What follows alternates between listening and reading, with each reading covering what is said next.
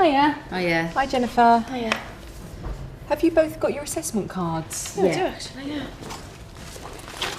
It's a bit crisp. That's alright, that's fine. Thanks, Yeah, Jeanette. mine is as well, sorry. That's alright. Thank you. I'll give you those back at the end. Okay, how are you both? Alright? Yeah, very Good. good, yeah. Ready to start the briefing? Yeah. Brilliant, okay.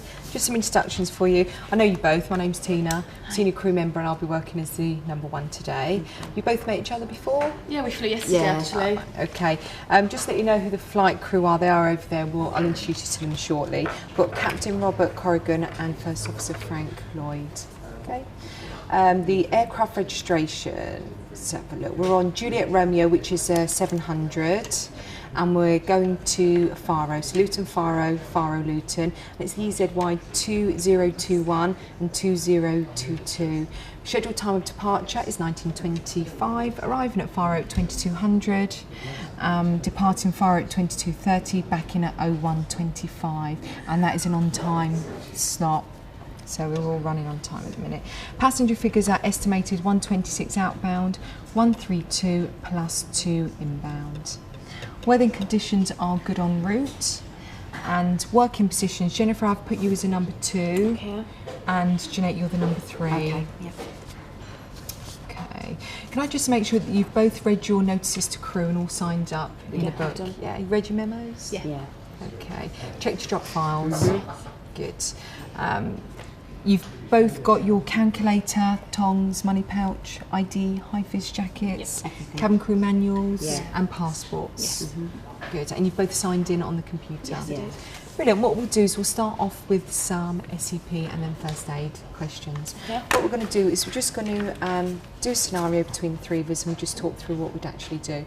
What we're going to concentrate on today is a pre-planned emergency landing. So the scene is we're in flight on the way to Faro. Okay, we're out on the service. Yeah. So we're out on the service and we hear senior cabin crew member report to the flight deck immediately, or it could be the 3 double chimes. So on hearing this, I will disengage from my duty, stow my trolley away, and I will head towards the flight deck. So what would you do then at this point, please, Jeanette? It's cabin crew 3. I'll be nearest to you, so I would leave the trolley with Jennifer and I'd make my way up the front to guard the flight deck door whilst you go in. Great, okay. And Jennifer, what would you do? I'll be putting the trolley where I'm securing the galley and make my way to the forward galley to wait for you coming out. Brilliant. So I'm in the flight deck and I'm receiving my briefing. What kind of briefing do I actually receive from the flight crew at this time, please, Jennifer? It'll be the NITS briefing, which is the nature of the emergency, attention of the captain, time left remaining, and any special instructions. Brilliant. So then I'll come out of the flight deck once I've repeated it back to the captain, and then I will tell you what the NITS briefing is that I've been passed. What would you do then, Jeanette? We would both repeat back to you what you've told us Great. to show understanding. Brilliant, okay. And then we go on to the emergency PA. So for the emergency PA, I'll be at the front and I'll actually be reading the emergency PA. So as a number 2, Jennifer, where would you be at this time? I'll be standing in the other wing. Great, and Jeanette, where would you be? I'd be stood at row 1. Brilliant. So what would you be doing while I'm actually reading the PA? What would you be pointing out, Jennifer? We will be pointing out the exits on board and the floor lighting and just monitoring passengers Brilliant. for the reaction. Excellent. So once I've actually read the emergency PA, what would you then do in your areas of responsibility, Jeanette? We'd need to make sure that the passengers had understood from the emergency PA how to fasten and unfasten their seatbelts, brace position and where their nearest exits are, and we'd do that in our own areas of responsibility. Brilliant. Can you just tell me what rows are in your areas of responsibility, please, as a number 2, Jennifer? I'm responsible for row 17 to 25 and the rear galley. Brilliant. And Jeanette? I'd be doing 7 to 16 and the rear toilet. Yeah. Not at that point. Yeah, my rows are rows 1 to 6. Obviously, I'm still responsible for the forward toilet and liaising with the flight crew. Great, so we've done the emergency PA then, and then we go on to briefing ABP. So could you just tell me how many ABPs and what doors are you briefing ABPs for, Jeanette? I'd be briefing 2 per exit and I'd be responsible for briefing ABPs for the overwing exits in the centre. Brilliant. Jennifer? And I'll be briefing 2 per exit if possible, which are row 25 C and D where they're sat, 1 extra, and the rear doors. Great. Just 2 left and right. And I'll be briefing 2 ABPs per exit for the forward doors. Doors 1 left and 1 right. Okay, so we've done our briefing of our ABPs. What's the next point on the drill then, Jeanette? The next point we do our final cabin secure check. Great. So after the final cabin secure then, what do we do next? Jeanette would pass her check to myself. Yeah. I would tell you, you would inform the commander and probably check how much time we have remaining. Brilliant. So once I confirm with you how much time we've got remaining, then I'll sort of just liaise you to what we can actually do. We probably will do exits once Okay. again, but obviously on time permitting. So once we say we've repointed out the exit, then what happens then? Going to dim all of the cabin lights, Yeah. so all of the lights will be off and ceiling lights on night. Great. Who tells us to take our landing positions, Jennifer? And there'll be a pair from the commander saying cabin crew take up landing positions at 1,000 feet. Brilliant. And then what's the next point in the drill, Jeanette? Again, it would come from the commander. They're going to say over the PA, brace, brace, and we would start to shout, heads down, stay down, and adopt our emergency brace position. Great. How long would you shout heads down, stay down, Jennifer? Until the aircraft has come to a complete and final stop, because there might be more than one bump. Brilliant. So that brings us on to open, operate, exits and direct. So will you just take me through how you'd actually open your door, Jeanette? Okay, before opening it, I'd check outside for any obvious hazards, any uncontrollable fire or smoke that might obstruct the exit.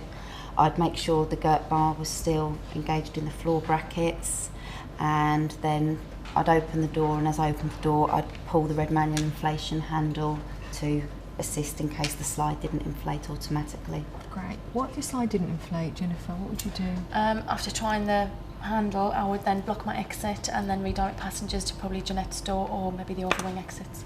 Brilliant. Okay.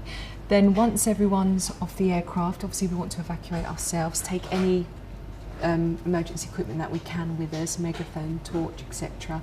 Have a quick cabin check if it's safe for you to do so, and then obviously evacuate yourself off the aircraft. Okay. Okay? Yeah. Happy? Yeah, good. Right, first aid questions then. You're on the aircraft and you've come across someone who is unconscious in the aisle, or they just collapsed in the aisle. What would you do, Jennifer? Attract attention of another crew member, Yeah. and then I'd check around the passenger for any danger to himself and to myself, and then I would check for a response by gently shaking the passenger by the shoulders and shouting in both ears, open your eyes, can you hear me? Just in case he might be deaf in one ear. You've had no response. No response from the passenger, then I would need to open up his airway by Brilliant. doing the head tilt chin lift. Okay, how long would you assess his airway for? 10 seconds. Brilliant. So Jennifer has assessed the airway for 10 seconds for breathing. She's been looking, listening, feeling it. There's no breathing. What would she then do? She needs to try and get 2 effective breaths Yeah. into the casualty, and she's got up to 5 attempts to do that. Okay, so Jennifer's managed to get 2 effective breaths in. What would you then do? Okay, she's then going to need to check casualty circulation. Again, that's going to be for up to 10 seconds that she'll do that. So looking for signs of life, colouring of the skin, any Yeah. coughing movement in the throat, maybe flickering of the eyes. Okay, so there's no circulation. What would Jennifer need to do? She would then need to begin chest compressions, so she'd do 15 chest compressions. It was an adult. Yes, it Yeah. was an adult. So she'd yeah. do 15 chest compressions. Okay, to how many breaths? 2. So it's 15 to 2. How long would you keep doing this for, Jennifer? Until medical help arrived, I become exhausted, or the casualty jumped up and said thanks very much. Thank you. Any questions, SCP? No. First day, thank you very much. Just while we're talking about obviously the safety issues, can I just confirm with you, obviously the security is as important as all the SCP checks, so make sure you're just vigilant on every sector Will do. with that. Okay, Yeah. great, good. Okay, so once we get out on board the aircraft then, you're the number 3, obviously the number 2. Once you get on board the aircraft, make sure you've taken out everything you need out of your crew bags, get your crew bags put away in the overhead lockers. Jeanette, can you make sure that you do the SCP checks as soon as possible? Yeah, sure. And make sure that you're very prompt, obviously, with your checks. Pass them on to Jennifer, and Jennifer, as promptly as possible, pass them Will down do, to yeah. me.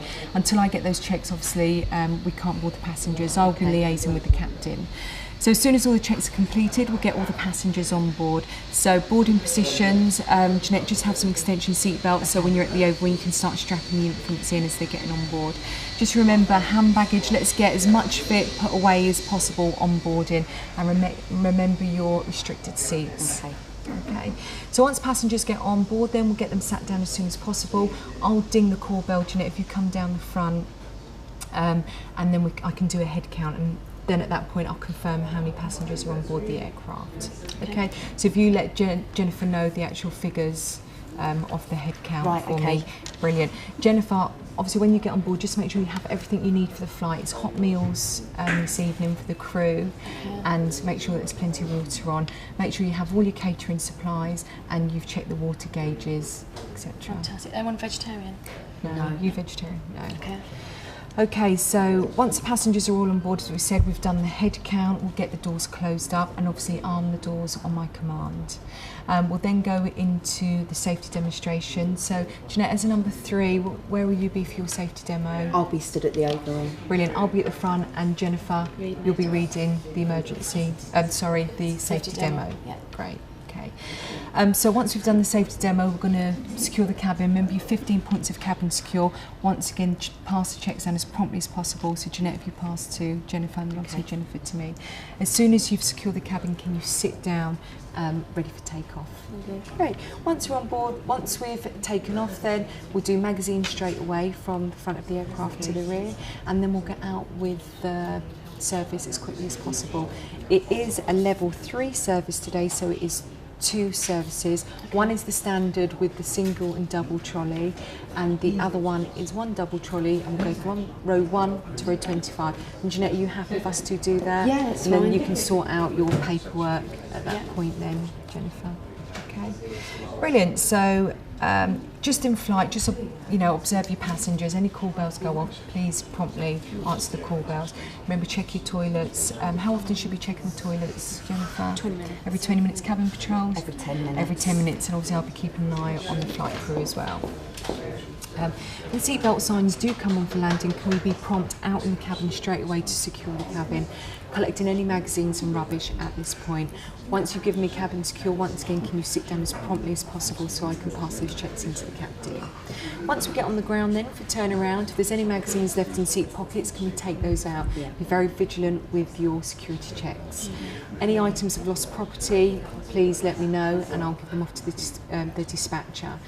If you do find anything you're not too sure about, leave it where it is and I'll get the captain, obviously, to get security to the aircraft. Remember your aircraft guardian when we are on the ground that you make sure if anyone boards the aircraft and turn around that you ensure that you check their IDs.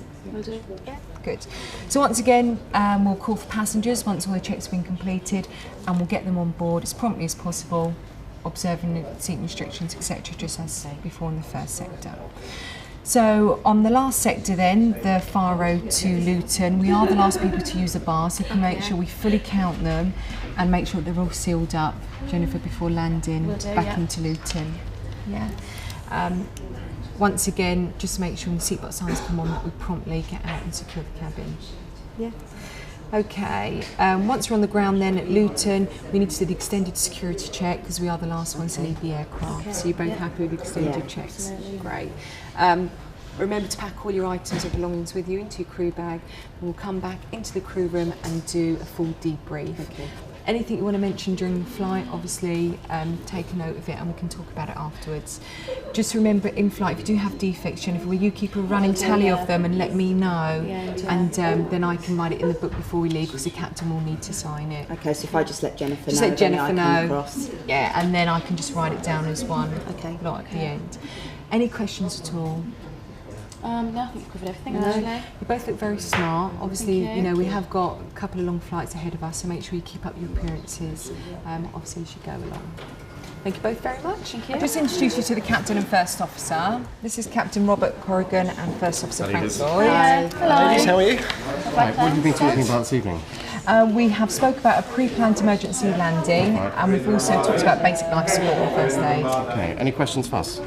No, not at all. Well, we're all briefed and we're ready to go. Okay. So we're happy Do you know to the go. stand? It's stand 9. Good. I'll just quickly ask, anyone vegetarian? Yes. Okay. No, any breakfast, I'm not worried. Okay. All right, guys? Okay, good. Brilliant. Okay, we're ready we'll to walk go. out in a few minutes. Okay, thank you. Right, let's get all our stuff together and we'll get going.